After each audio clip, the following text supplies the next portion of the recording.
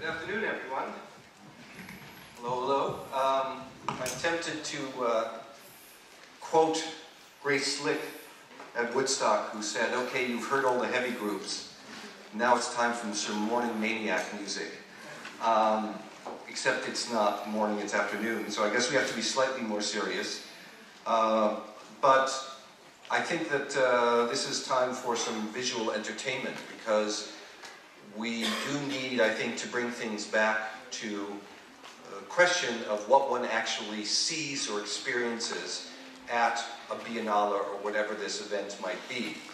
So, however tempted I am to react to some of the very intelligent things that were said in the last day and a half, or with the incredibly insulting idea that Seoul is an ugly city that should look like Berlin, I will not comment on such things. I will merely try to address the question of what a biennale is and what my experiences with a biennale has been. So, a biennale is actually a very specific thing. First one, 1895, held in Venice, and the idea was to bring together the best works of art from around the world, sent in by country, so every country was supposed to show its best work. And I think that's still very much the model of the standard biennale. The idea, perhaps, that countries no longer matter, and instead we should think, I would slightly adjust Alejandro's definition and say that we should think of regions or extended cities. One of the other things I would love to comment on was the myopia on downtown that we've seen for the last day and a half, as if the only thing that cities are made up of is this precious few square kilometers of command and control where the rich people live, and the rest of the region doesn't matter. That to me is also insulting to all the million people who live there, but I won't comment on that. So the Biennale, whether it's of countries or of regions, started looking only or bringing together only art. By now we have biennales of art all over the world, and we also have this notion that there are biennales of architecture, but also of film, of music, of theater, and many other aspects of the visual arts.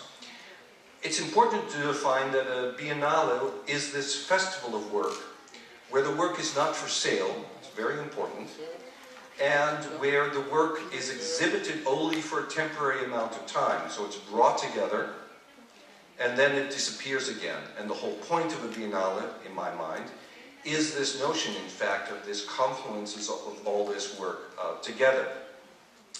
That means that a biennale is not a building program. I guess maybe it could be, but I'm not sure it would then be a biennale. It is a temporary festival. It is also not a sales event like Art Basel or these kinds of events. And it is not a symposium like this is. It is not a talk fest. It is not a place where people sit and just listen to words. It's a place where you are supposed to experience certain things. The particular issues that confront Architecture Biennale, and this has been a problem since it started, or the modern version of it started in Venice in 1980, is that architecture has a very particular problem, which is, what does it show? A painting, or a piece of video art, or even a sculpture, if it's not too big, you can bring to Venice or to Guangzhou or to wherever there's a biennale, and you can exhibit it there, and it is there. Architecture has a hard time bringing buildings into Venice or anywhere else, although of course Aldo Rossi famously tried by floating a building on the lagoon. So instead, what many biennales wind up doing is being places that I like to say show postcards of architecture. They show pretty photographs or models of buildings that exist elsewhere, obviously at the completely wrong scale, or they show the preparatory drawings, which to me is like showing the recipes in a restaurant rather than eating something there. It is very, very difficult. So I think that's why Alejandro is struggling with the question of what do you do with an architecture biennale. And all of us who have worked on biennales, and you're going to hear from an array of us, people who are working on ones now and who have just worked on one, are struggling with that same issue. So when I was asked to do the Venice Biennale, I chose as a theme architecture beyond building and advertised it sort of all around Venice, and said that it's convenient, if you will, some would say it's a circular logic, that these days architecture is difficult to achieve with buildings, and we've heard a little bit of that argument today. It's interesting. I said it was difficult to achieve. Some people yesterday said it was wrong to even try to achieve architecture with building. But certainly buildings are these days defined by codes, by financial codes above all else, by life and safety codes, by codes of behavior, and they are a tremendous waste of natural resources that become embedded in structures that have to change almost as soon as we finish building them. So we have to look at other means to try and make architecture. And I pointed out that actually most of us have grown up in architecture in movies and in television. So when you came into my Biennale, you would see a series of images that were vaguely familiar as you walked in the space, and you would not quite know what they were until you went behind these curved screens and see the full clip, and you were realizing that you were looking at everything from I Love Lucy to Blade Runner to The Wizard of Oz. In other words, all the architecture that we have grown up with, some of us have grown up with, but that is not actually built. And then I will not explain all the different projects, but I will just point out that each of the different constructions was meant, however successful they were not, to be not just pretty objects, images, or spaces, but to actually address very fundamental issues, not with statistics, not with abstractions, but with the concrete artifacts that you could actually experience by going to the physical collective space of the Biennale. So Ante Lu was thinking about conditioned space. Rem Koolhaas famously said that all conditioned space is conditional, and tried to make a constellation about that. Asymptote was thinking about the merger between animate and inanimate form, between human-made forms and organic forms, and what that might look like in the future. Koop Himmelblau was reviving an old 60s idea that we would somehow use our brain waves to control the environment all around us. Zaha Hadid was interested in the notion of these kind of nomadic structures that become focal points in otherwise undefined spaces. UN Studio created changing rooms in which they looked at the mutability of all forms. Frank Gehry went back to a statement that he had made many decades ago that a building under construction is much more beautiful than when it's finished, and thought about the notion of an architecture that would always be under construction. This is the one that failed. This was Philippe Ram, who wanted to make an environment where changes in temperature would create a cloud. It actually worked 2 years later in Sana's, in Sejima's Biennale. So instead, he created this déjeuner sur l'air with naked people, which meant it was also the most photographed of the Biennale. This is a project in which the architects took my question of how you could reveal the technology that controls our lives, that is embedded within buildings very literally. Diller Scofidio looked at the fact that we now create versions of our ideal environments all around the world. Perhaps we can create a fake Berlin here, and that would be one way to solve that issue. Vicente Gugliart was very interested in the embedding of technology in everything, Internet 2.0, and created this addressable set of completely transparent objects. Matthew, I just went completely blank. Someone help me out. Matthew, oh my God, don't let this happen to you. The great artist did, Matthew Ritchie, sorry. Woo. How old am I? Did this wonderful structure that was about fractals and about the fact that you could grow from one tiny form to the shape of the whole universe. Droog Design looked at the fact that we were all nomads together, and what kind of implements could we use to be together alone in our confusing world. Nigel Coates tried to dance these very sensuous saddle forms back to life. And finally, Barco Leitner created this changeable topography that was a play structure that you could move around and that kept transforming throughout the play. So these were kind of 13 set pieces, each one of which was meant to be a beautiful artifact, but also meant to have embedded within it a whole series of discussions about what architecture can or can't do and what the central issues of our society are. And then the last one, because someone accused me of being utopian, so I took that seriously and asked Catherine Gustafson to think about the end of Candide. Perhaps we should just go back to the garden and create this Garden of Eden, which was edible on one side and very ideal on the other side. And we actually recuperated a part of the Biennale that is still in use to this day. We also asked a series of architects to continue their dreamings, and we had a series of historical exhibitions that asked the question of where else can we find architecture beyond building, and what kind of drawings have architects tried to do that would bring out the potential of the history and the nature and the technology of architecture. We filled a whole set of galleries with different experiments where people were especially looking at questions of sustainability, but also as in this collaboration between Ai Weiwei and Herzog de Meuron, were just creating artifacts that made you question the relationship between the social and the individual, between the constructed and the unmade.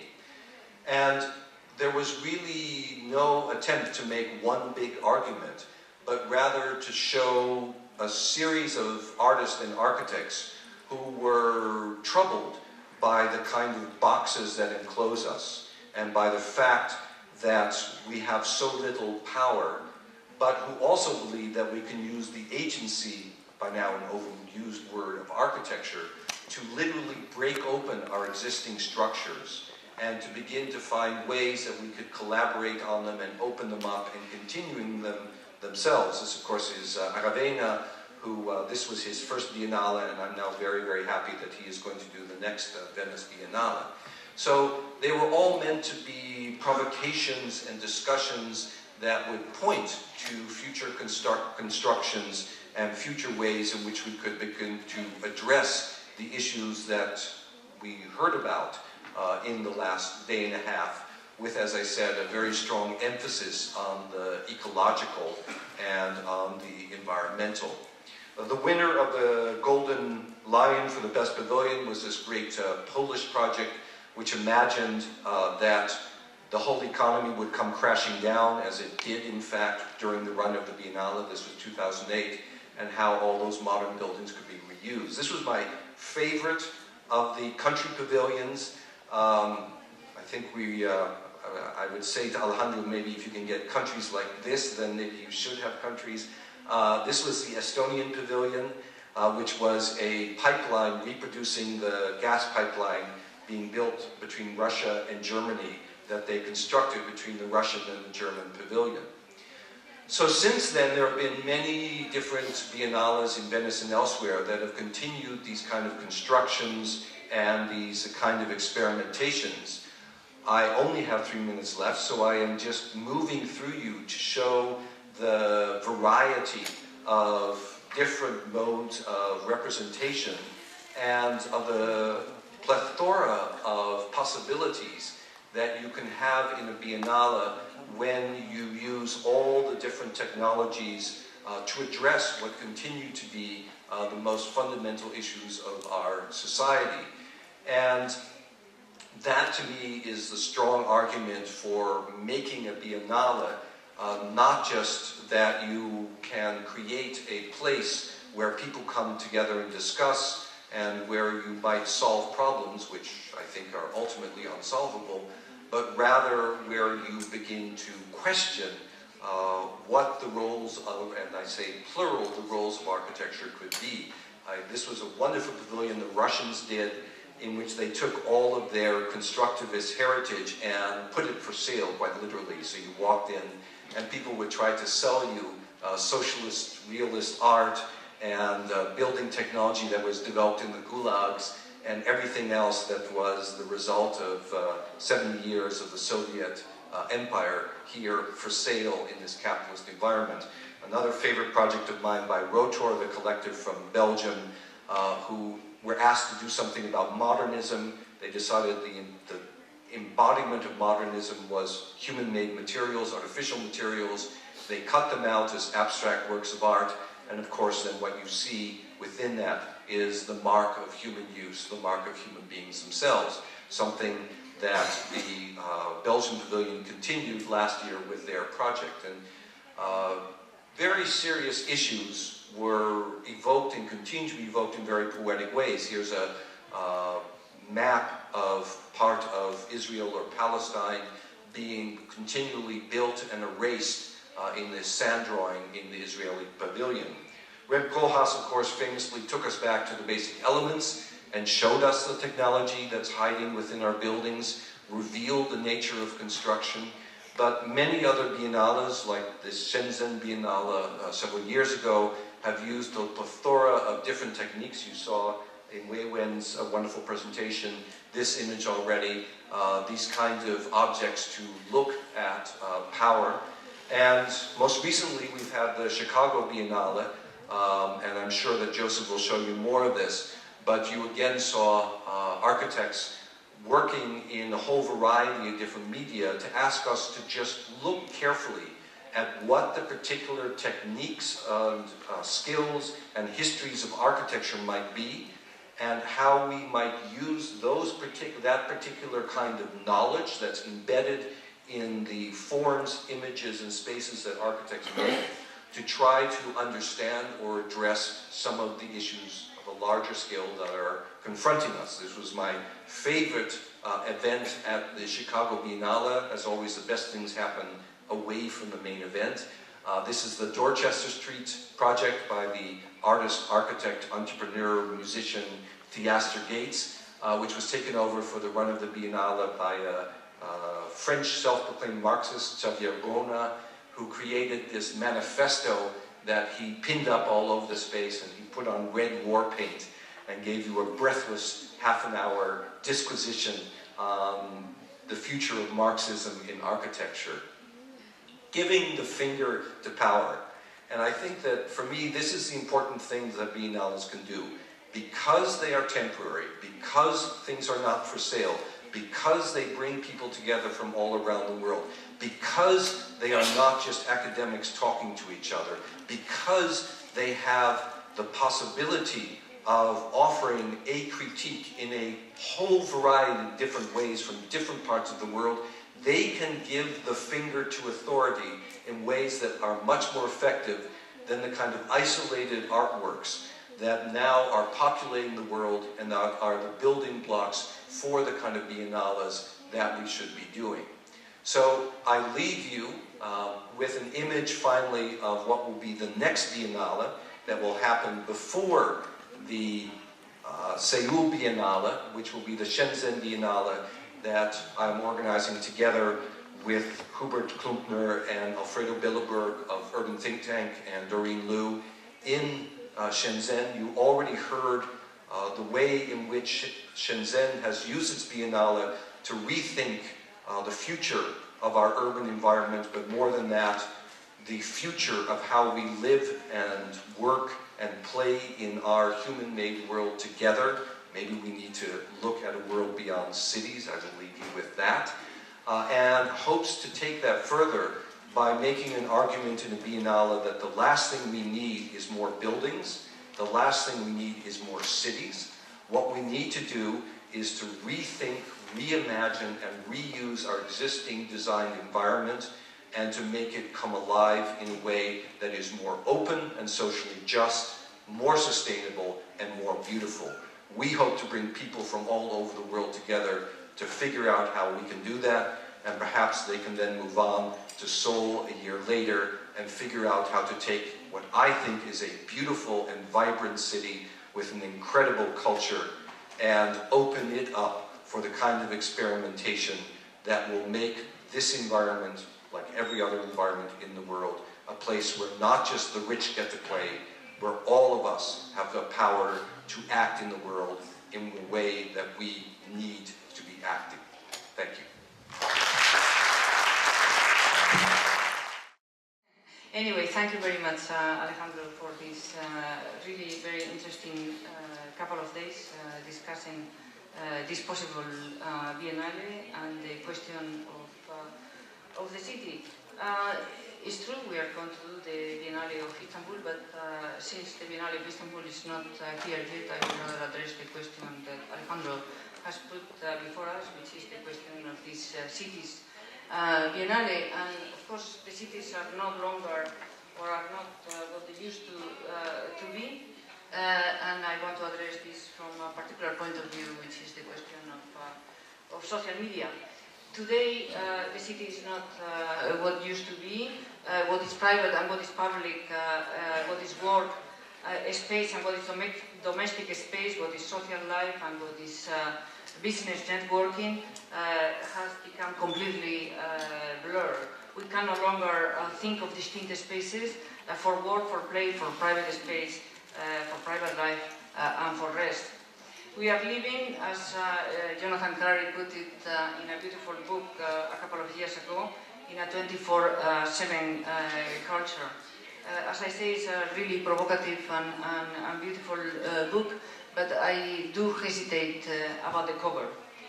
It is, of course, a classic image of an office building at night, the city that never sleeps, and yet, for me, the question is that this may be a very old image of the city. The image of production in a tower, like a beehive full of individual cells working on specific things, has given way today to a massive network of mobile, interactive screens that can be anywhere and combine a vast diversity of people and resources.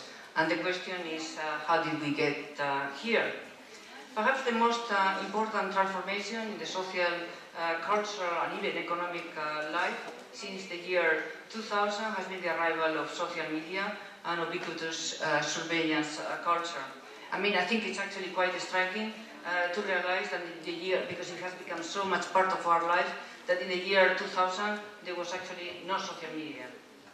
In this very short history that I will give you now, you will see that in 2000, Friends Reunite was launched actually in the UK to help people locate all school friends. There had been a few attempts before, but this was actually the first successful online social network. By the end of the year, it had 3,000 users. That was considered success. A year later, it had 2.5 million. In 2002, it was Friendster, which got 3 million users in 3 months. 2003 was MySpace. You probably don't even remember any of those. In 2004, Facebook, you know Facebook, of course, that started at Harvard as a collegiate version of Friendster, and within a month, half of the Harvard college population was on it. Soon it expanded to other colleges, and in 2005, Facebook opened to high school students. 2005 was also the year of YouTube, who was launched with the invitation to broadcast yourself, in case you had missed the point of all this social media, in fact. The year 2006 was Twitter, and as well as the year in which Facebook opened to everybody about 13-year-old. WhatsApp arrived in 2009 and is still the most globally popular messaging app with 800 million users. Kakao Talk, based in Korea, was launched in 2010 and has now 140 million users. It began as a message service, but has become a platform to share content, information, photos, videos, including shopping, etc. It is available in 15 languages and is used in 230 countries. The app is used by 93% of smartphone owners in Korea.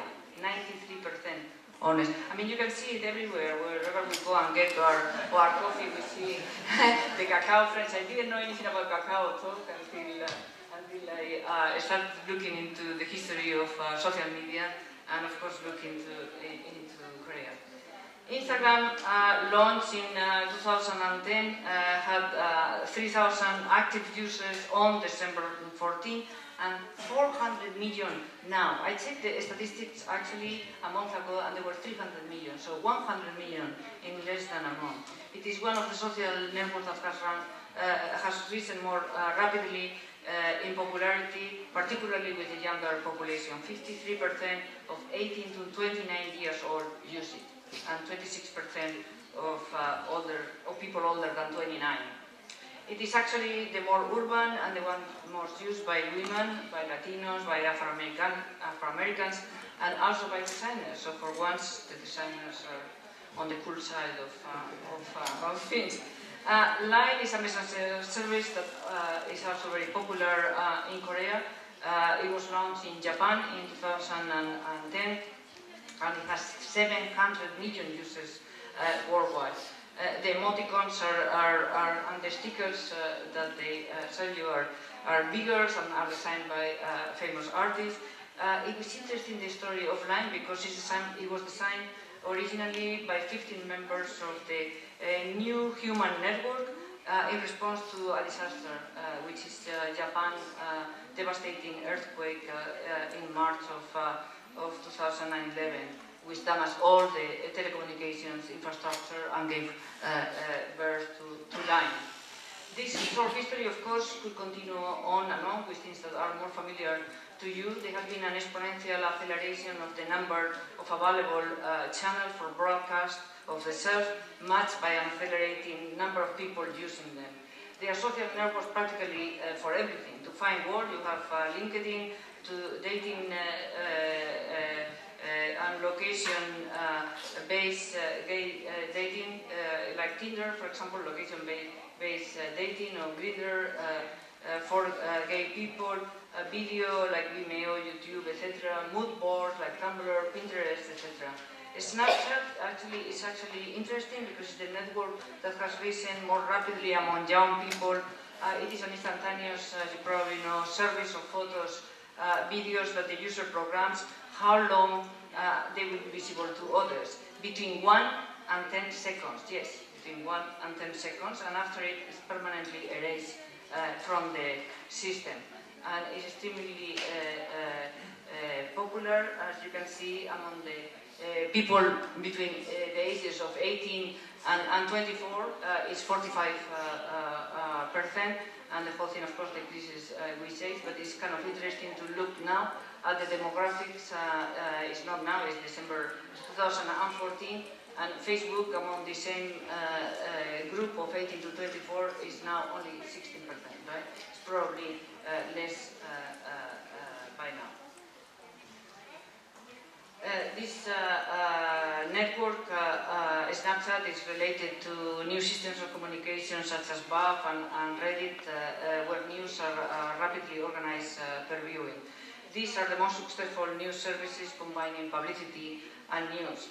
Korea's social media landscape is super interesting. You can see in the statistics that this is not a minor question in Korea. South Korea is, for example, the country with the highest digital video penetration in the world. This is an old map of Facebook users of 2010. It only had, at that point, 700 million users.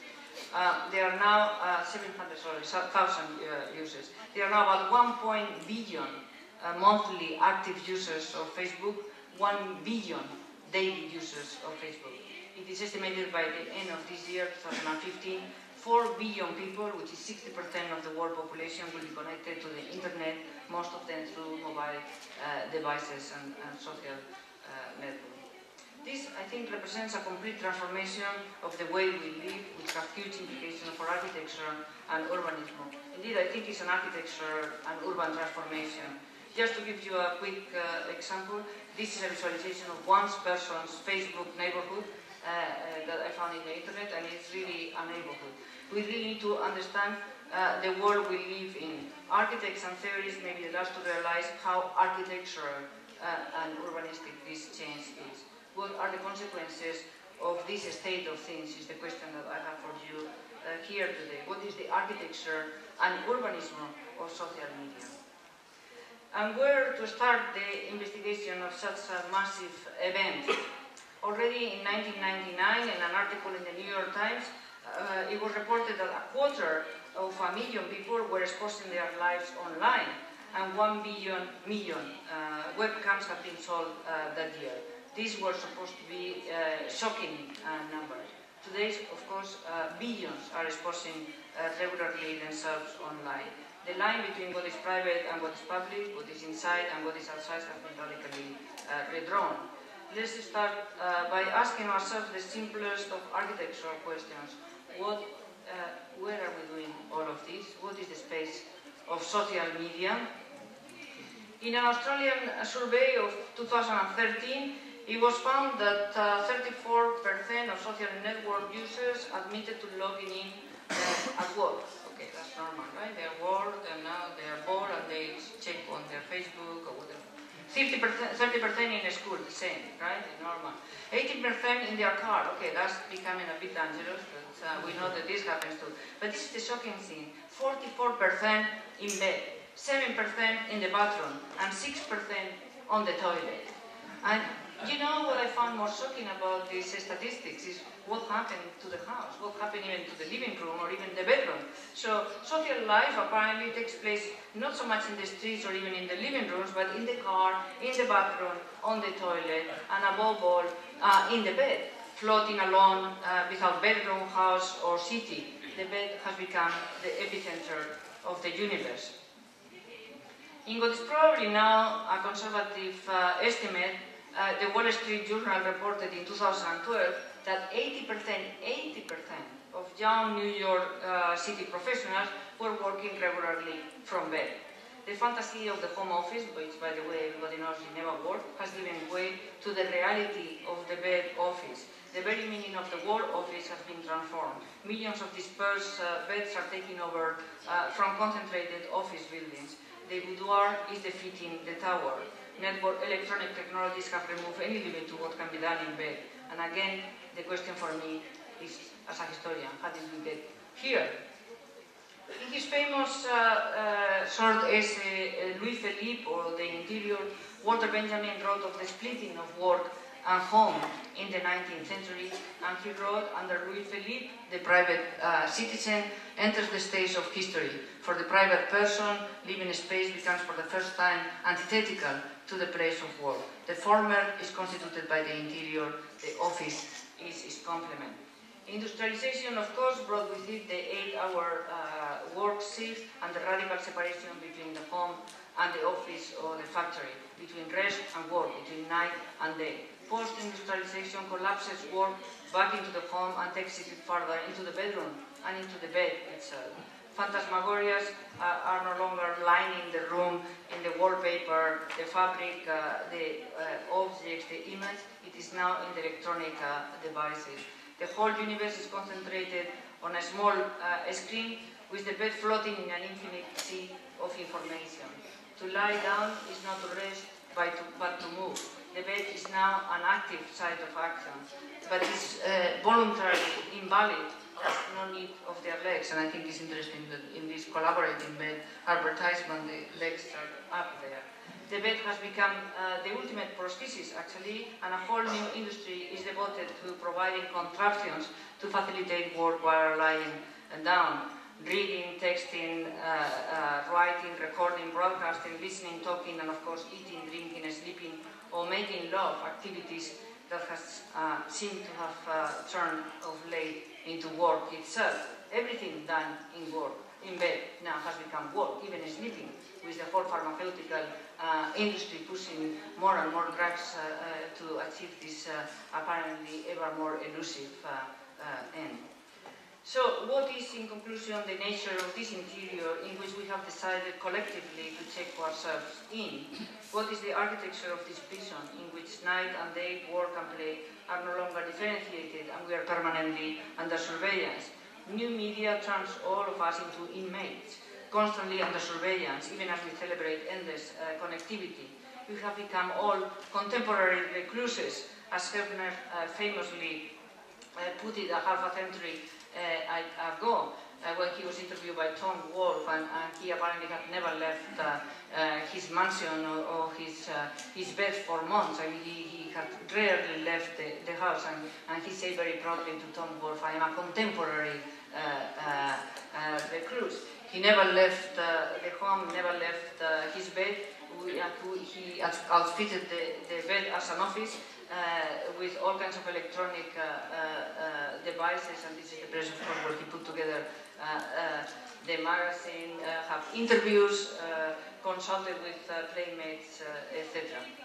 If, according to Jonathan Harari, capitalism is the end of sleep, colonizing every minute of our lives for production and consumption, the actions of the voluntary recluse are not so voluntary in the end.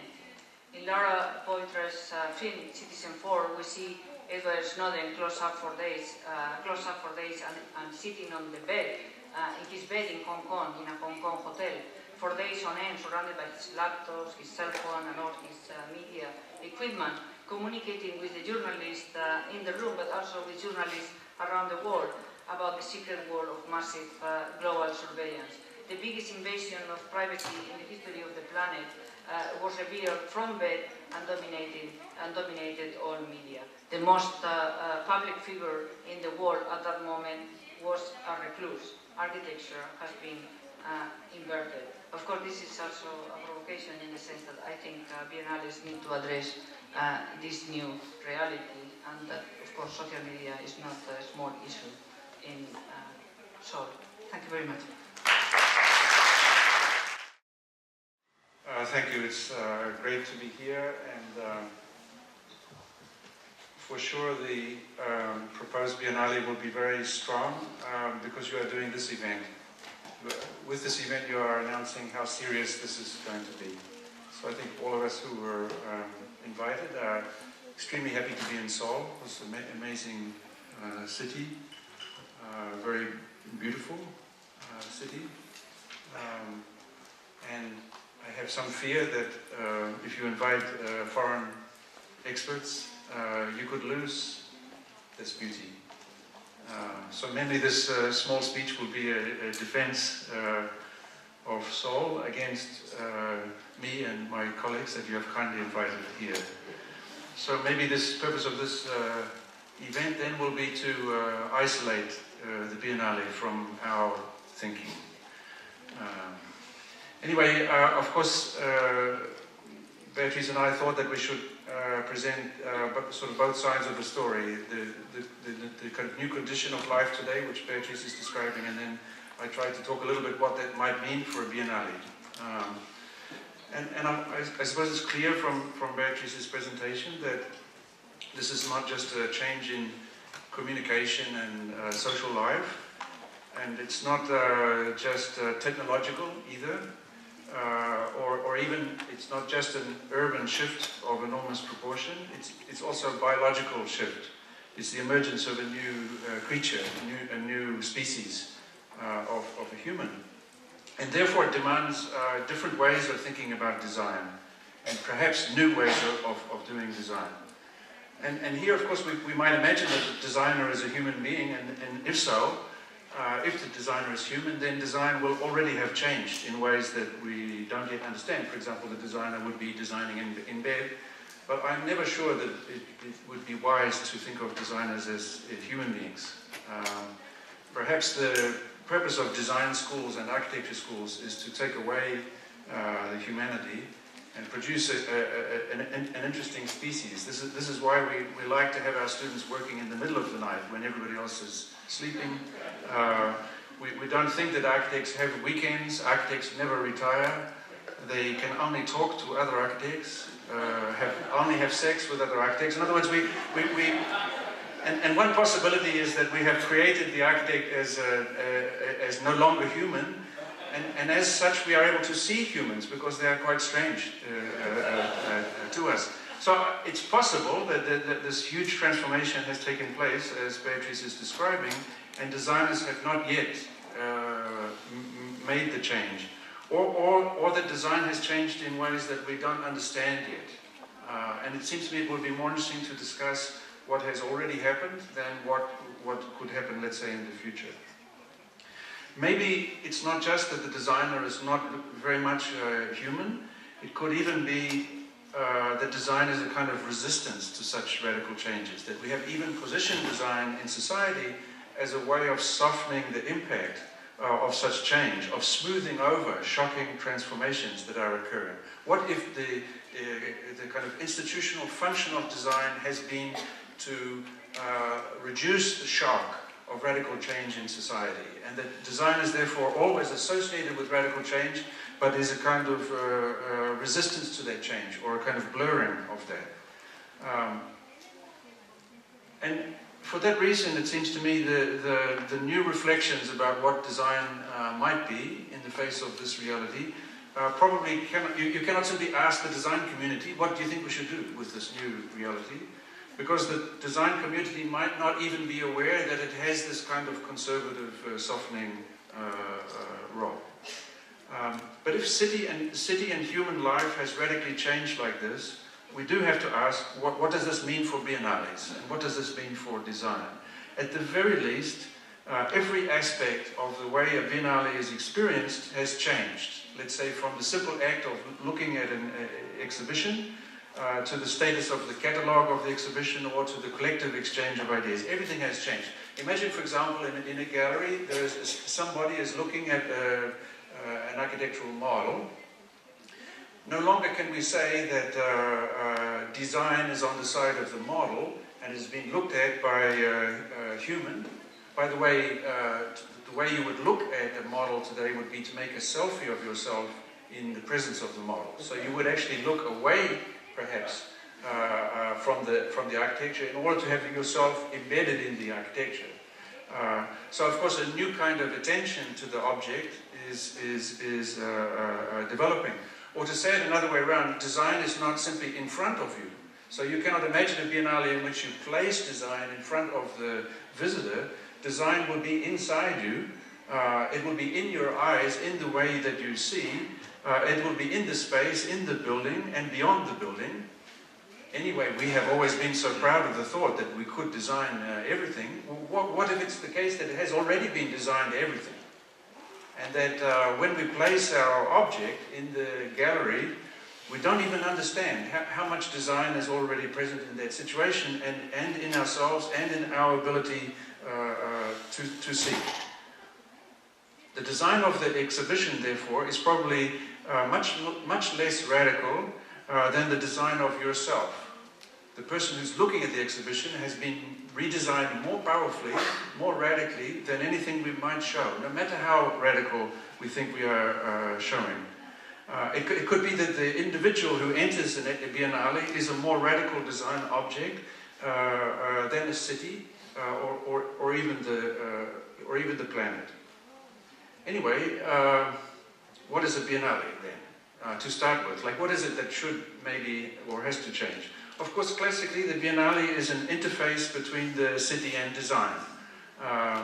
Traditionally, it's understood in two senses. It is normally understood as a way of bringing design expertise to a city, and in so doing, both design and the city are promoted. So it's a kind of love affair between designers and cities, because cities feel more glamorous with the biennale, and designers feel more glamorous with the hospitality of the city. So they agree to meet in a space which is somewhere between design and city.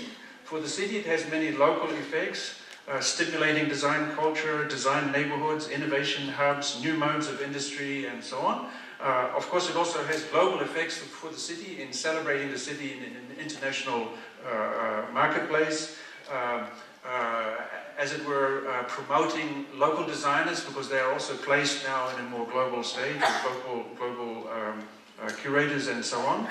It can also be recovering certain dimensions of local history and placing them in a much wider field. That, for example, in Seoul, you could, of course, celebrate some ancient qualities of design in Seoul, which now become very well known overseas. So there are many, many ways in which it's a good idea for cities.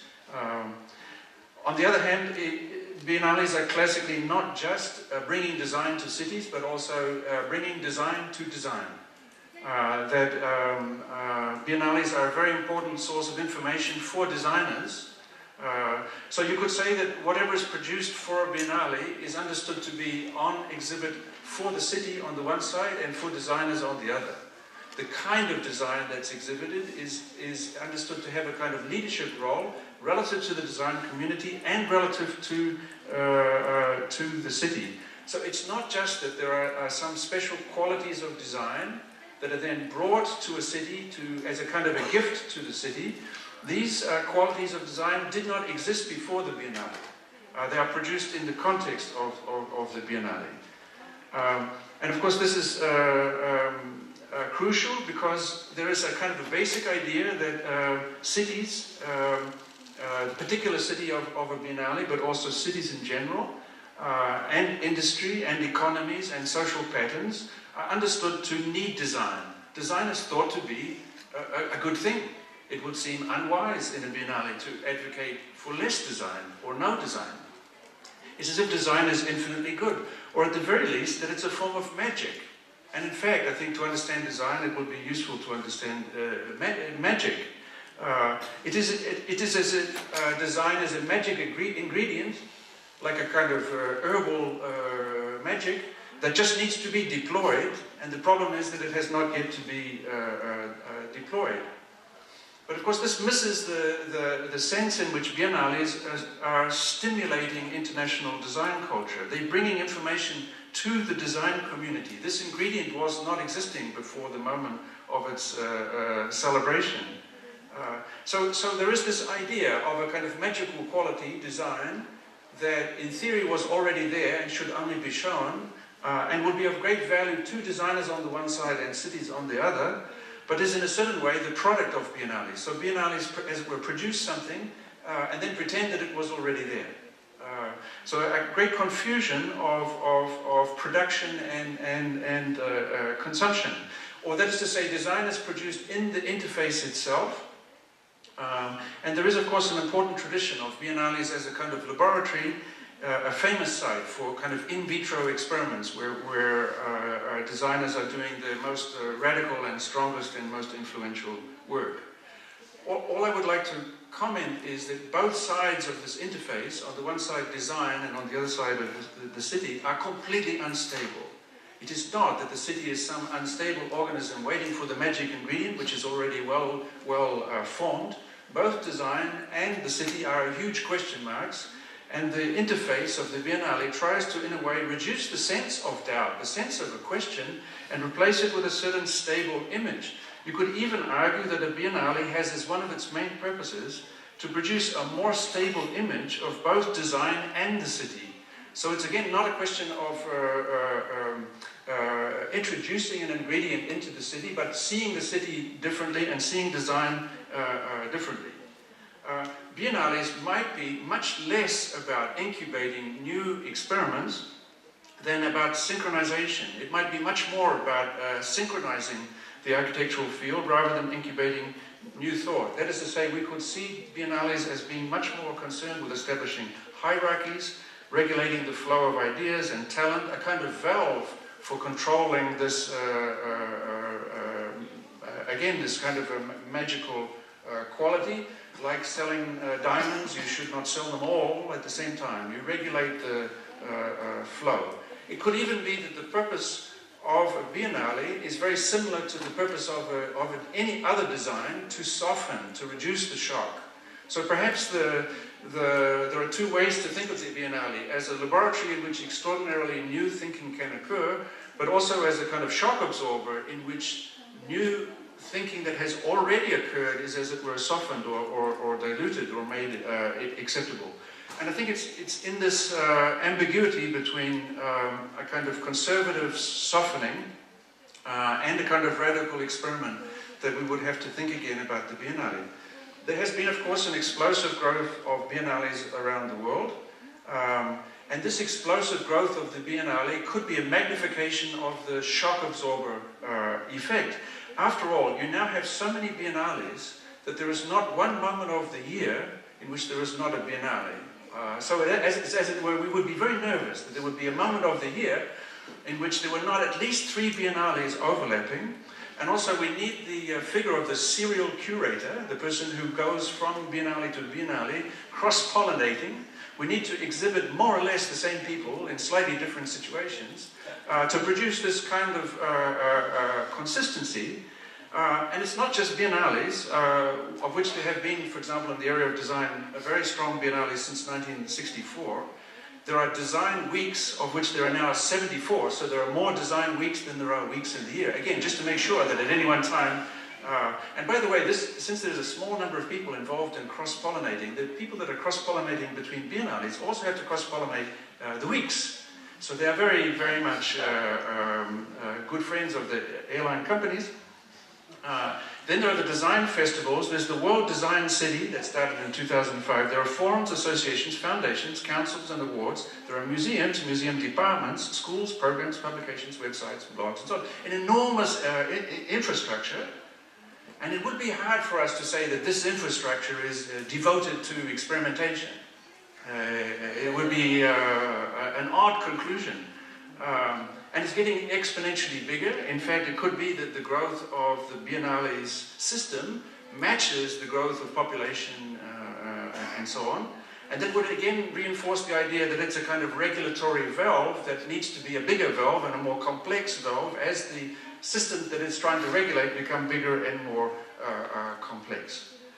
So biennales are playing perhaps the most important role in this system. They are almost the sort of symbolic moment, the kind of Oscars of the Hollywood operation.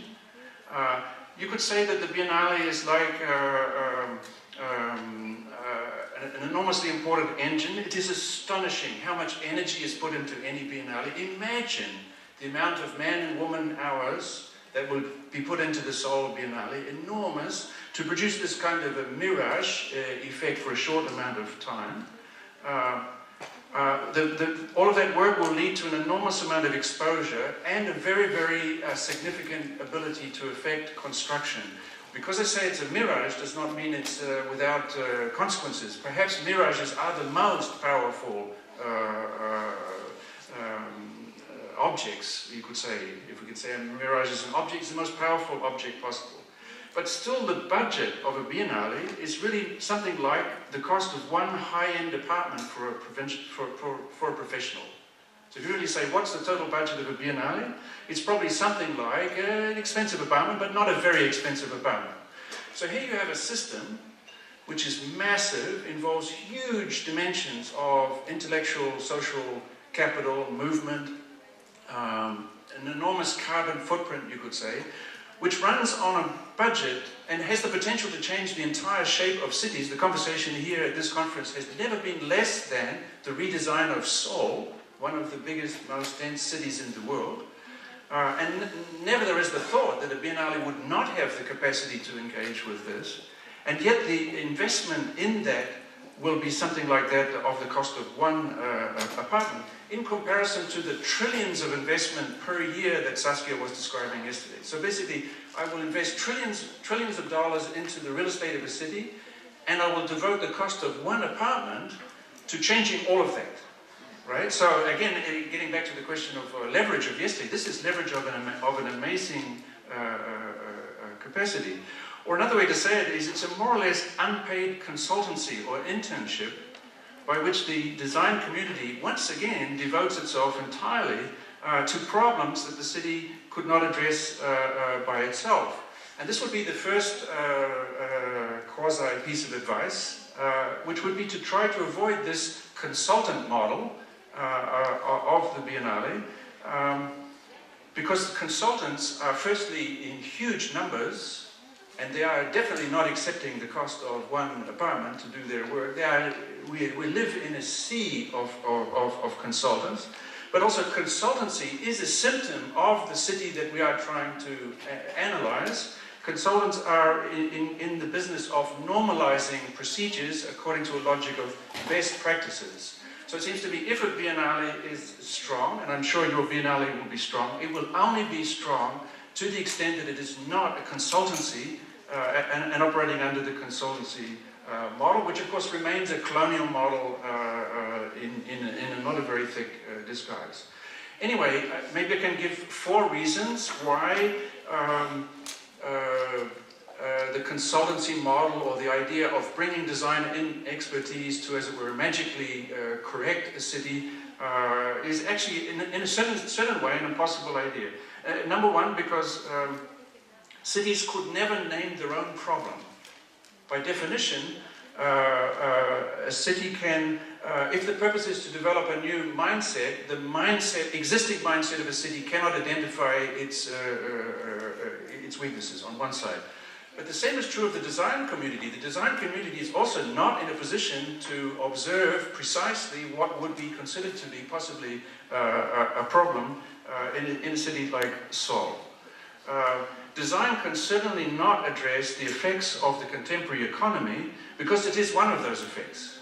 Design itself is a symptom of the system that we live in. And I mean quite specifically, from the 19th century, the idea of design that is still operational was invented as an integral part of industrialization and globalization. Design was understood to be a necessary element in the kind of lubrication of the global economy as we experience it now. In a discourse that moves from England to Germany to the United States and then to the world, develops an idea about good design. Good design being so good that after a while it's just design, because everybody understands that design is good. And exhibitions played an enormous role in the production of this concept. The Great Exhibition of 1851, the international exhibitions, the World's Fairs, and so on. So the biennales inherit a concept of design that was invented to soften and assist industrialization and globalization. So design cannot be suddenly asked to now address some of the consequences of industrialization, or to say it another way around, it could only do so by addressing itself, by doing a kind of a self-analysis. A third point would be that cities and urban and personal life are evolving more quickly than designers. That designers are not moving at the same speed.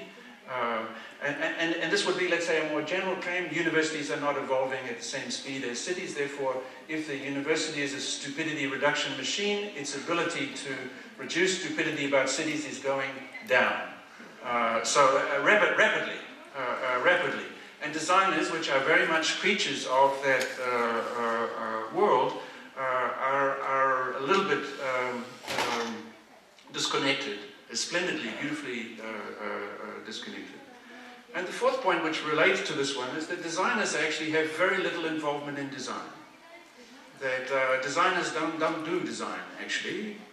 Or to say it another way around, they are involved in an unbelievably small part of the world of design. Cities are extraordinarily dense collages of design. Look at Seoul. Seoul is like as vibrant as it's possible to be. There is everything always, constantly, and there's 1,000 of everything, and each of those everythings is designed, carefully designed. The visual logic of Seoul is of an unbelievable orchestration of design.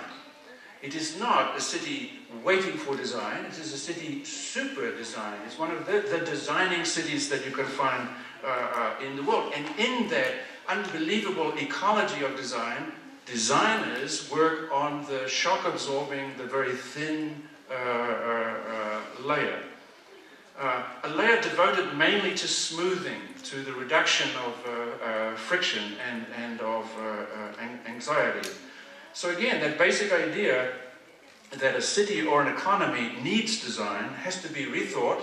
We have to again argue from the beginning what could design bring to this situation. We have to understand that the context of design is this extreme ecology of design, a huge quantity of design that extends to every corner of the planet, and also that have to face the fact that we have been redesigned, that we are ourselves a sort of shocking accomplishment of design. The issue is therefore, finally, the design of design. Like how will we design design? Or more precisely, how can a biennale help to redesign design? How could the curators of a biennale use a biennale to incubate new thoughts about design itself? What kinds of questions can be asked that would resonate beyond the place of the biennale for both cities and design? So this is not about how to solve a local problem for design or for the city, but for somehow to create a kind of intellectual ecology, an ecology for a kind of leadership of ideas that might be contagious. So it's certainly not about bringing the wisdom of global experts or even global wisdom itself to a place. There's plenty of that there.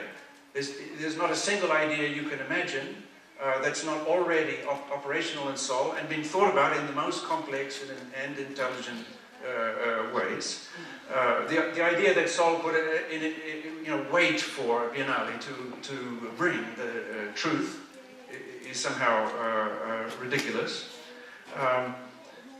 Rather, the question would be to develop a kind of way of understanding the possible roles of design and of developing and testing such concepts. I think you can absolutely maintain the laboratory concept, but concepts that could be effective in all sorts of different situations. After all, this is not even a question about rapid urbanization. Rapid urbanization has been a huge subject in architectural discourse since the 1960s. We adjust the numbers and the chart continues to grow, but we have been discussing this issue forever now. Rapid urbanization is normal. It is not unusual, it is not exotic, it is not strange, it's not frightening, it is not sublime, it is absolutely normalized. So whatever it is, this question of design that we have been discussing, it is not a reaction to this, but a participation in some complex way. And I think what all this boils down to is that a biennale, and this is why I think it's going to be a great success, because you are already saying these things, a biennale can be about research, which is not about solutions, but about questions, about identifying questions. It's much more about the bandwidth or possible bandwidths for design and strategies. It's more about those things than specific locations, but you could use a specific location to trigger a set of questions that can be operational. Or to say it even more simply, you could imagine a different kind of interface. You could think of a biennale as a kind of interface design, not presuppose the concept of biennale, but design a biennale, treat the biennale itself as a design, an interface that could rethink both the city and design. And I think what Beatriz and I are trying to say is that such a kind of reflection should probably start with the redesign of our own body and brain. A redesign that already occurred and has already created, as it were, a new planetary urbanism that is considerably more shocking than the statistics about growth, density, and so on, which, as I'm trying to argue to us, is perfectly normal. One could even argue that designers, if you don't want to shock a designer, you talk about rapid urbanization. That's really just comforting in a way.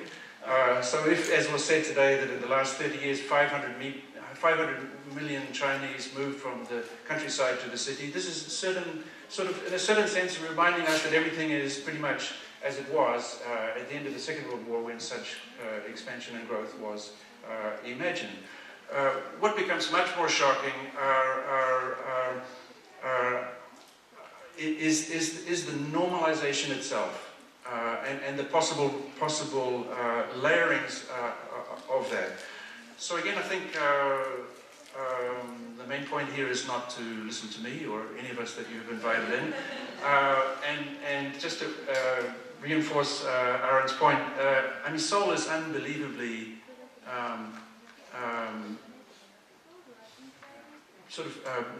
the right word is just extremely enjoyable to be here, and to be here not for problems, but for particular quality, a particular urban quality that exists, and in my opinion requires conservation not rearrangement or correction. I would say that it is really hard to find a city in the United States that is defensible. Almost every city is borderline criminal in its use of resources and its allocation. So the idea that somehow Seoul would be our example of a city with problems, that's completely ridiculous.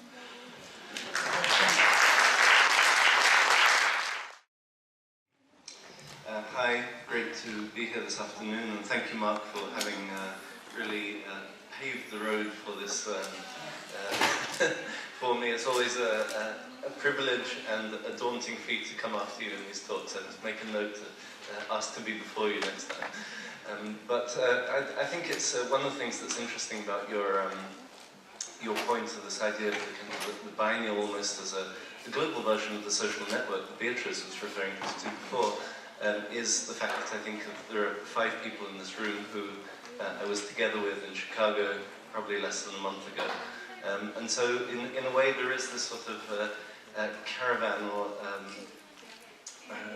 procession of us who in a way are kind of, whether it's biennial related or related to other things, the world of design is unquestionably in a kind of a state of permanent flux, and there are certain kind of cultural forces at play, or certain kind of macroscopic forces that go beyond the cultural, that shape what we understand as design. And so I wanted to start off actually by talking about a biennial that I was involved in, which now Mark and Beatriz, you're involved in, which is the Istanbul Design Biennial, which I was the co-curator of the first edition. I curated one exhibition that was part of it in 2012, which was called Adhocracy. And this is a design biennial, so in a way it's the one format of biennial within our kind of little field that falls outside of this spectrum, this field that the Seoul Biennial will be looking at. But in a way, I think when you say design biennial, there's this kind of idea that urbanism is the biggest, is the kind of XL size, and then architecture is the L, and then design's the M and S that kind of comes inside the architect, the L and the XL. And it's the furniture, it's the chairs, the tables, the things that we furnish our homes with. But in a way I was kind of interested in thinking of design, I think much in the way that Mark, you talked about it until now, this idea that design is actually something that encompasses all of those and goes, it's the XXL, it's something that goes beyond. And it's something that's in a state, in a way, of flux. Perhaps it's true that a lot of the things that we talk about, spend so much time talking about, are actually in a form of kind of self-reassurance, are completely normalized. But nevertheless, there are some incredibly interesting things going on. There are things that kind of bear taking a moment to think about. And I wanted to just kind of take the example of Istanbul Design Biennial and this exhibition as kind of in a way the model of one of the typologies of biennial that you were talking about before, Mark, which is this idea of a platform for research, not the research of an individual, somebody kind of indulging their own obsessions or interests, although I think there's always an element of that, but more in kind of inviting to the table a number of people to investigate and unpack through the process of creating an exhibition what is going on in the world around them. So this idea of something investigative, something that is really asking questions, kind of observing, this like a platform, privileged platform of observation of reality. And the idea of adhocracy really began with this image, which is an image that I got in, at the time I was the editor of Domus magazine, so I was much more preoccupied with making publications and looking at the world through the lens of an editor than that of a curator, of making exhibitions. And one day I got this press release in my inbox from Casino, which is, as you probably know, one of the kind of great legendary Italian design manufacturers, which holds the rights to a lot of Corbusier and Mies furniture. And they had sent this image as sort of a cautionary tale that was accompanied by a short piece of text that explained that these 75 imitation Corbusier, Jenner and Perriand armchairs and chaises longues had been seized from bars, showrooms, warehouses and publicly destroyed at the Stella recycling facility in Vilvoorde, Belgium. So there was this sort of capital punishment of the furniture, which was obviously not authentic, and that because it wasn't authentic, it was being removed from existence. It was an example was being made of this furniture in very spectacular terms. Obviously, there are much easier ways to dispose of a set of furniture than running over it with a massive caterpillar. But it was a great way of making a point that anything that is counterfeit, anything that is not authentic, is going to be ritually destroyed publicly. And the kind of the idea that's kind of embedded somewhere in there is this kind of heroic idea of the design as something authentic, something that can actually own an idea, as Howard Rourke might put it, whose first right is the right of the ego. And at the same time, kind of looking around, there's this. At the time, it was becoming clear. This is a project from Eindhoven Design Academy by one of the students, who's called Itai Ohali, who, in order to produce this kind of rather ambiguous, mysterious cabinet, had gone through a sort of ritualistic process in which he had done what he did call designing cabinets with the help of some friends, in which he took assigned to each one of them a particular, asked each one of them to construct a particular form, and then through this sort of layered process arrived at this kind of mysterious object at the end that is the kind of conflation of all of these different functions, each of which is completely disconnected from the knowledge of what the other is doing. And of course this isn't a very useful way of getting to a functional, useful piece of furniture, but the point that he was trying to make is the kind of dissolution, the evaporation of the idea of authorship in contemporary design. In a way kind of hinting at a possible response that design might offer to the kind of condition that Beatriz was describing a short while ago. The idea that we exist as part of a network. It's impossible to conceive of our existence autonomously. And of course, kind of what's in this kind of tension, this conflict between these two ideas of design, these two definitions of design, is the assumption, the very Western assumption, the very modern assumption of a certain idea of authorship. The idea that that a process of design is something that that has always actually had a single author, and you really need to look no further than the 18th century Giorgio Vasari and the lives of the poets, I'm sorry, 16, the lives of the poets, the painters and the sculptors.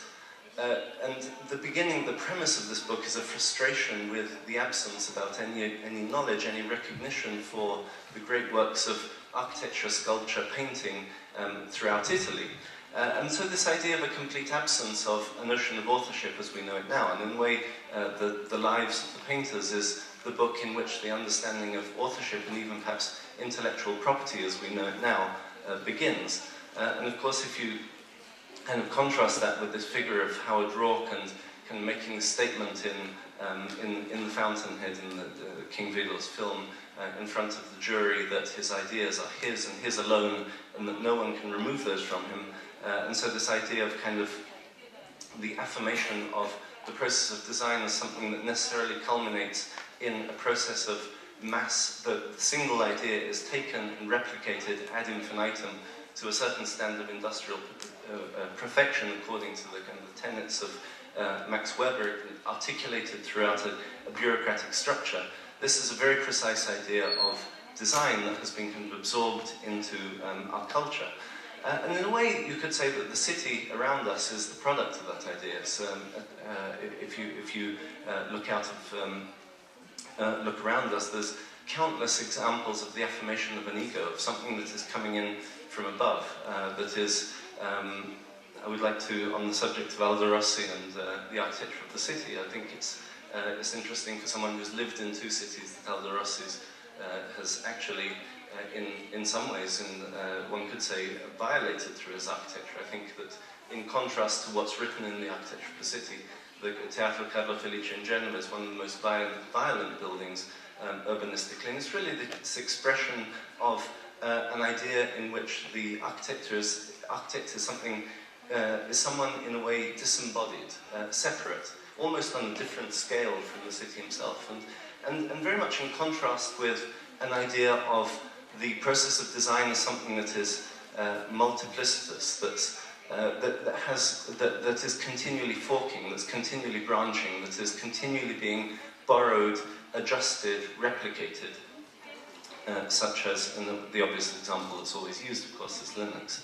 And the way that, in fact, in architecture itself, there is the seed of this was born a very, very long time ago, or not that long time ago, but a relatively long time ago, and already in many of the architects and designers who were kind of responding to the conditions of post-World War II, the idea that architecture is too important to be left to architects. And so Adhocracy was really kind of, in a way, an attempt to articulate a very simple diagram, which I think the Belgian designer Thomas Lemay, who runs a studio called, or a project, an ongoing project called Infrastructures, that attempts to kind of capture the force of this new model of design, to articulate it and to deploy it on a variety of different scales, sums up incredibly well in these two diagrams. One on the left, which is the kind of traditional notion of the designer before mass communication and in the context of mass distribution. And alternatively, according to a peer-to-peer logic of communication, in which communication is not the kind of central, is not simply a system to enact a top-down process of distribution of a centralized idea that has been centralized, produced in a centralized manner and distributed to an audience, a kind of a passive audience, but one in which the very definition of design is, has been completely questioned and is circular, and in which, in fact, there is no distinction between the subject through the marketplace, the audience that this designer is speaking to, the designer himself, and everyone else who's part of this process, the manufacturer, the editor of the magazine, or so on. And this idea that therefore the product is something that becomes dynamic. And so the exhibition was in a way kind of articulating some of these ideas, looking at what the formal language that explores these things, what is both the kind of the technical dimension, but also the aesthetic. And it wasn't, I'm showing here some projects, these are actually from Thomas's Infrastructures project. And again, they're kind of very similar to Itai's in the sense that they are really kind of an assemblage of projects that have multiple authors, which are pieces are taken, reassembled, borrowed. This is a toaster that's made entirely out of pieces that can be 3D printed or bought at a hardware store. And so the idea of the instructions as a kind of fundamental act of design is actually not this is the toaster that can be made from hardware store. The idea of design is something that is not the product. It's not the final product that's the expression of design, but it's the diagrammatization, the encoding of it, the transmission of knowledge in that sense. Oops. And so the idea of this, as Mark was kind of pointing out, the idea of the biennial as a laboratory in which a number of people kind of working through this, around these things, got together to examine what the expression of this could be on an urban scale. And there were many architects involved as well. It wasn't something that was simply the project I'm showing here, actually primarily on the design kind of scale of some relatively small objects. It was something that was equally being explored. Jona Friedman was in the exhibition. There were several architects, Bauko and many others. And so the kind of contiguity of the kind of direct correlation between the workshop of Istanbul, the urbanism of the city, the kind of the laboratory, and the kind of spanning the scale all the way up to the kind of the car that has been, every piece of which has been designed collaboratively. And of course then, this is something that enters very quickly the realm of the political, something that kind of leaps over to the kind of questioning on a systemic scale, what are the impacts of design for society of the 21st century. And very kind of quickly moving over to the kind of the question of the biennial on a larger scale, I think it's actually very interesting that here in Chicago, the Columbian Exposition of 1893, It's actually interesting that the Venice Biennial, this is something I found out when I was working over the last year on the first Chicago Architecture Biennial. It opened just a couple of months ago, and thank you, Aaron, for showing some pictures of that. It's very interesting that, in fact, the Venice Biennial was inspired by the Colombian Exposition. It was a model that was really borrowed directly from the Colombian Exposition, and that is therefore kind of influenced by this idea of the kind of the nation state, the kind of a Westphalian conception of the world, in which design is the expression of national identities, which of course led directly into the pavilions in Venice. And the point that I think was kind of interesting to reflect on in this point is that this model of the exhibition is one that kind of prevailed for a certain amount of time, according to this sort of Colombian exposition model of delegations coming from all over the world. But in fact, for a very long time, there were magazines that were the place of research. There was a moment in which, especially I think between the 60s and 80s, which Beatriz has explored in an incredible project, an incredible book called Clips That Unfold, in which discourse was really taking place within the confines of printed publications. There were conversations going on, letters to, letters against, debates, and so on. But in the context of the contemporary reality, in which, of course, we are stitched together by infrastructural systems that once didn't exist, in which we have the possibility of really kind of leaping from one side of the world to the other. I think it's very interesting how this map, in a way which is all of the flight paths on any given time around the world, the position of aircraft, of course, magnified considerably, reflects in a way the diagram of social connections that Beatriz showed us earlier. This, in a way, is the counterpoint to those social networks, and it kind of illustrates the fluidity with which we can move across the planet. And there was a very interesting instance in which, in 2011, 11th of September 2011, inauguration of the Gothenburg Biennale in 1 minute away, in Sweden, which rather, unhappy timing for the inauguration of biennial, perhaps, but it turned out, it actually turned into the opportunity for an attempted attack on a certain artist who had caused a certain amount of controversy around the figure of Muhammad. And so there's a kind of idea that, in a way, the biennial had kind of returned to a point of, or the exhibition had returned to a point of touching a cultural nerve, a collective cultural nerve that is that very other few media had, possibly, and obviously displacing, having worked in magazines in the editorial world, I can really kind of relate to the idea that actually this kind of mobility, the fluidity with which we move around, this kind of crowd of, especially within a certain kind of what Mark was referring to previously, of perhaps kind of a certain group of people, is really the locus of discourse, I think, in this moment more than any other. And this was, I just wanted to finish with this article from 2012 in Domus that we published that I think it's blown up a little bit out of scale, but just making Mark's point about this proliferation of biennials, of design weeks, of art biennials, of architecture biennials, throughout different portions of the planet. And of course this is now 3 years outdated, but I think it also illustrates to a certain extent how this is something that is concentrated in certain parts of the world. And I really, I think it's incredibly exciting to hear that such an ambitious initiative is happening here in Seoul, because I think it's also urgently needed. We need to really kind of break down this discourse and make it much more diversified, and the opportunity for a much more kind of dynamic dialogue between different parts of the world is very urgently needed. So these are just a couple of photographs also showing from the Chicago Architecture Biennial. And I think, again, this idea of the biennial as a platform for research are really, I think it's something that also can be of great value, and through which urgent topics of a given moment really do emerge, even beyond the kind of control or impulse of the curators or directors, such as in Chicago this impulse to really use it as a platform also to experiment with the one-to-one scale, to propose investigations into housing, which was something that we hadn't necessarily planned, but that really emerged from the participants themselves.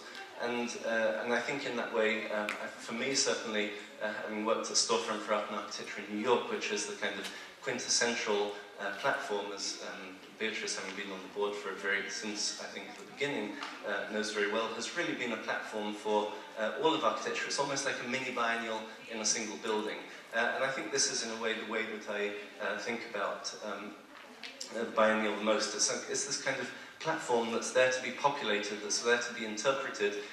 This facade, so many extraordinary interpretations and exhibitions have been made simply by interacting with these revolving panels. So it's a space of ambiguity. But one final note that I think is a very important one is that the biennial is something that pops up. It's a bit like, it's in many ways kind of reminiscent of this Cedric Price's 1965 proposal for a pop-up parliament outside in Parliament Square in London, a space of transparency, a space of transience that comes and goes as it's needed. But of course what pops up must also pop down, and I think we really need to think about what is the legacy. Is this something that is going to simply become a kind of escape valve for all of those ambitions and ideas that remain unrealized in the realm of architecture, or is it a genuine long-term investment in attempting to enact a completely new set of ideas in the field of design? Thank you.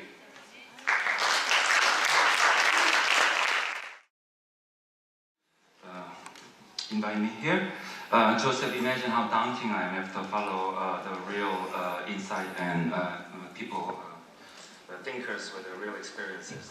However, I've been somehow involved with this. I'm not really a guest here. I've been involved as a committee member with the invitation of Seung Yo-sang and Alejandro and Young-Jun Kim, who's here. So I'll maybe have a little, based on the discussions, not only last 2 days, which has been really amazing, but also over the last few months, few meetings.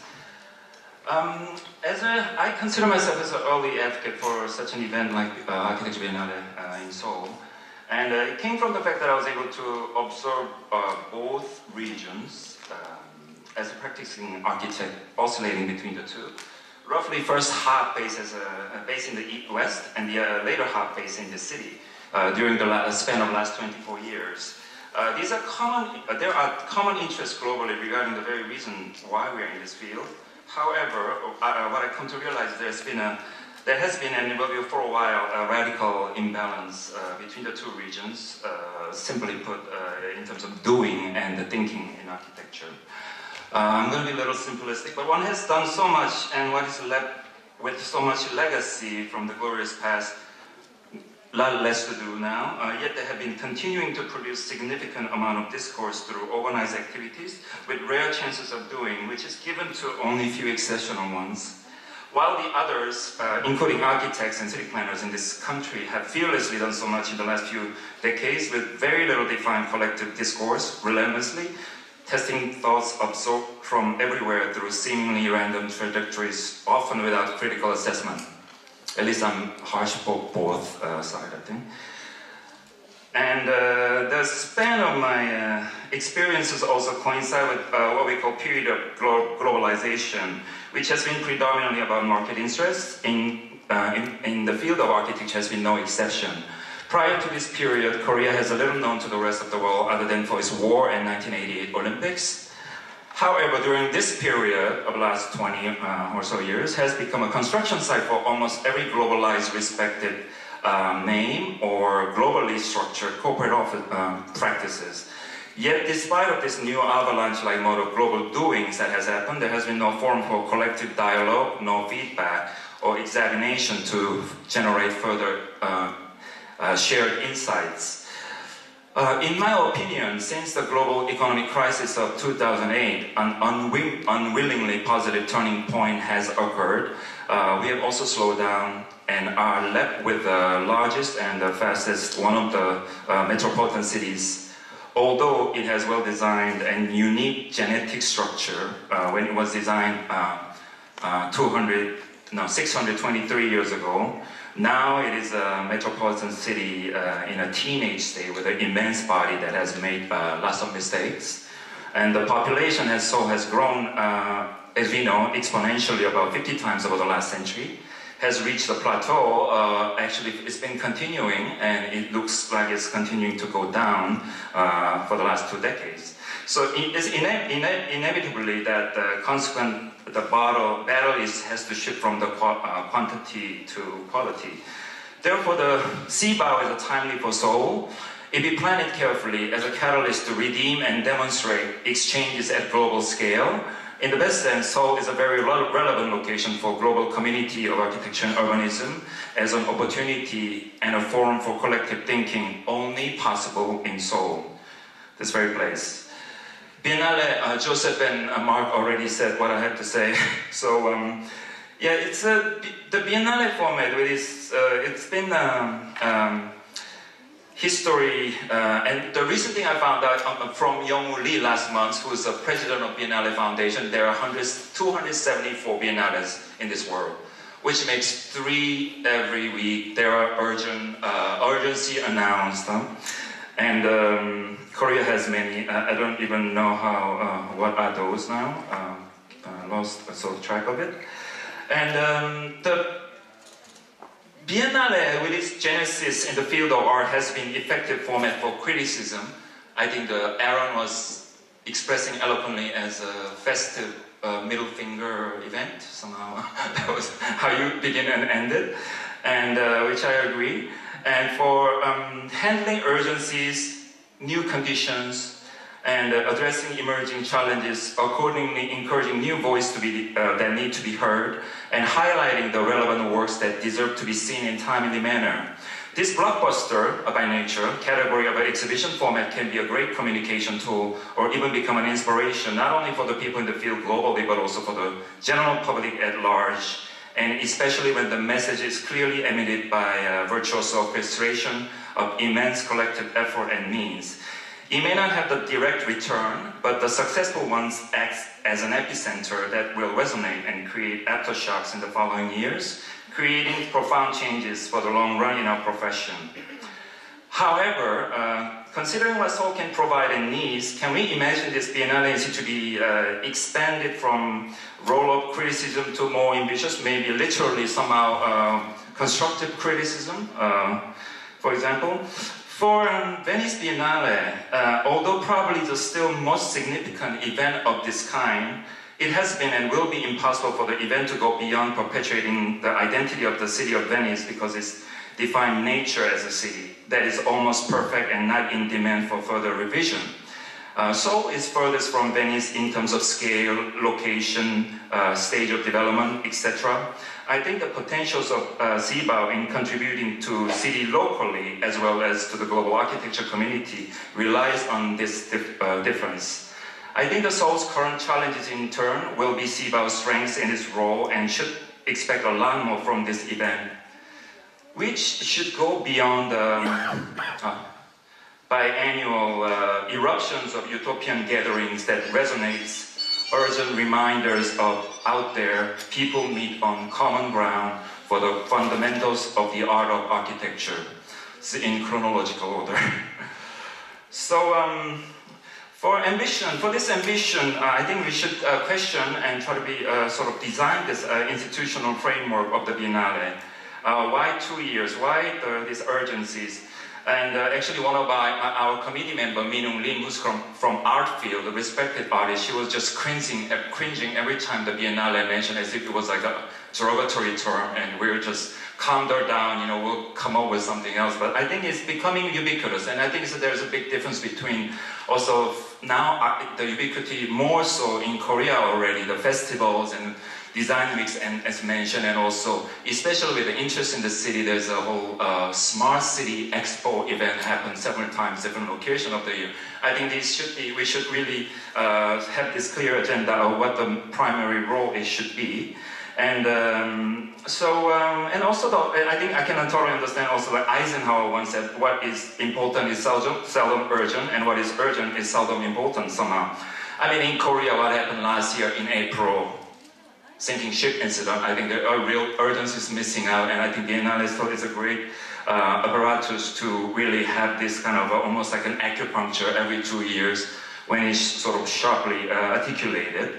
And and also another matter is that Biennale format started from art, so it worked much better in art field, which has a much faster cycle than architecture. Field of architecture takes much longer commitment to accomplish something significant, and especially also going with the Sibau's commitment, determination to give the emphasis on urbanism. Planning for a city will have to take even longer term vision, requiring more patient, lifelong commitment, which we have seen example this morning, even more than architecture to see it in effect. So it surely has to go longer than Biennale cycle, governmental fiscal years, electoral terms, and roller coaster ride of stock market. So it's basically, in Korea we have this jamjamyeon situation.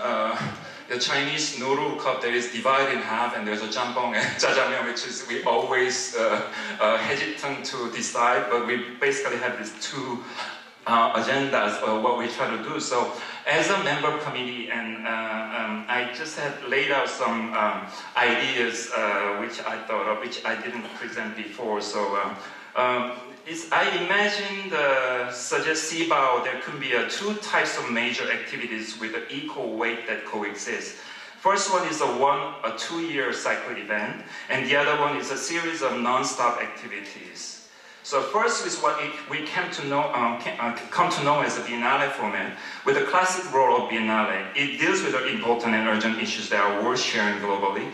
In the form of exhibition with changing directors, it will be very exciting, unexpected, but always somehow deals with a specific interest globally in time, and it could be the middle finger or the whistleblower's role of what's happening. And for this, I'm getting a little practical. My instinct is not to compete with the scale of Venice, at least in the beginning. I really don't wish to see another city-sponsored obsessed with the size event which happened a few years ago, Design Olympiad in the Olympic Stadium, 3 in a row. They spend like 7 million each time, and every time it looks like beep. So I think it's also important to have a venue, and together with the size is very important. And also I think the smaller exhibition has other kind of strengths that blockbuster shows cannot have. So with a sharper focus and clearer statement. I think what I experienced Shenzhen, Hong Kong by Sea Biennale of Urban Architecture, which is a lot smaller, but still is big, and it was a really good example from what I saw a few years ago. So let Venice and a few others deal with what mega blockbuster shows can do, and with its grandeur, and let's make ours as some intimate blockbuster, but that are more comprehensive. It really have a sharper point, again, acupuncture treatment every 2 years. And then another matter is a minor detail, but somehow every time on Venice, the director is announced 8 months before, and then you have 6 months at most to prepare for most of the participants. I think the longer preparation time obviously will give us much opportunities to open up engagement and much more serious agenda.